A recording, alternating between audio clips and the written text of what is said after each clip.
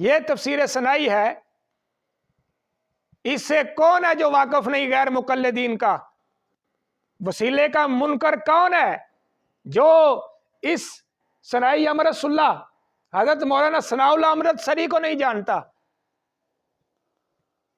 انہوں نے اسی آیت کے تحت وَكَانُوا مِن قَبْلُ يَسْتَفْتِحُونَ عَلَى الَّذِينَ كَفَرُوا، اس کے آیت لکھتے ہیں کہ سنو، جب اللہ کی طرف سے ان کے پاس ایک کتاب بذریعہ محمد الرسول اللہ پہنچی جس کی سچائی کو خوب ہی پہچان چکے ہیں، جو ذاتی سچائی کے علاوہ ان کے ساتھ والی کتاب کی اصلیت کو مانتی ہے۔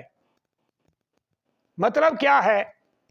یعنی یہ جو ہے نا مصدق لما، یہ اس کی بات نہیں، جو تحریف شدہ تورات ہے یہ اس کی بات نہیں، جو تحریف شدہ انجیل ہے یا زبور ہے، یہ قرآن اس کتاب کی گواہی دیتی ہے، تصدیق کرتی ہے جو کتاب اللہ کی طرف سے نازل ہوئی اور اپنی جو اصل پر تھی اس کی سچائی کو مانتی ہے۔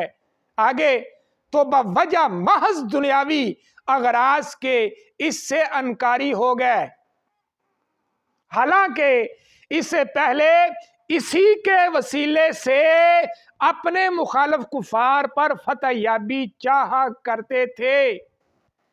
یہ مولانا ثنائی امرت اللہ ثناء اللہ امرت سری وہ لکھتے ہیں تفسیر سنائی کے اندر کہ اسی سے پہلے اس کے وسیلے سے اپنے مخالف کفار پر فتح یابی چاہا کرتے تھے۔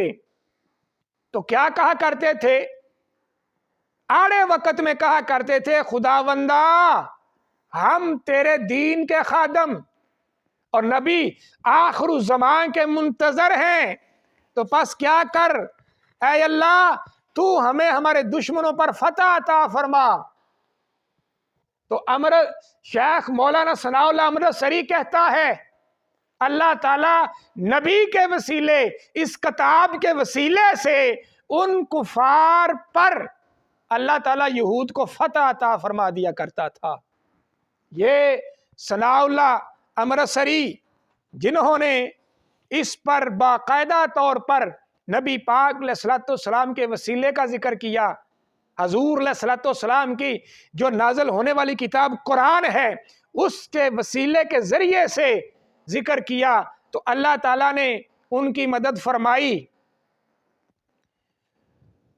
تو یہاں پر جو قابل غور بات ہے وہ میں یہ بتانا چاہتا ہوں، اس سے پہلے میں علامہ شوکانی کو پیش کر چکا ہوں، اس سے پہلے میں ان کی تفسیر حافظ عماد الدین ابن کثیر دمشقی کو پیش کر چکا ہوں، میں ابن تیمیہ الحیرانی کو پیش کر چکا ہوں وسیلہ، اور اس پر میں ان کے امرت سری کو اب پیش کر چکا ہوں، اور آپ کے سامنے یہ میں نے ان کے سیال کوٹی کی تفسیر کو بیان کیا، اور پھر میں نے آپ کے سامنے جو سعودی عرب سے چھپنے والی تفسیرات ہیں ان کا ذکر کیا۔ تو میں یہ آپ کو بتانا چاہتا ہوں ان کے جتنے بھی بڑے بڑے برج تھے وہ ہم نے اللہ کے فضل سے قرآن کریم برہان رشید کی اس ایک آیت پر سارے الٹے کر دیے ہیں۔ تو کیا بنے گا ان کا جب میں ان کو قرآن کریم برہان رشید کی جو باقاعدہ طور پر وہ تابوت سکینہ والی آیت ہے وہاں پر جب لے کر جاؤں گا تو کیا بنے گا ان کا؟ جب ان کو میں یہاں سے لے کر بَلَوْ أَنَّهُمْ إِذْ ظَلَمُوا أَنفُسَهُمْ جَاءُوكَ پر لے کر جاؤں گا تو کیا بنے گا ان کا؟ پھر جب میں ان کو حضرت یوسف علیہ السلام کی قمیص پر لے کر جاؤں گا تو کیا بنے گا ان کا؟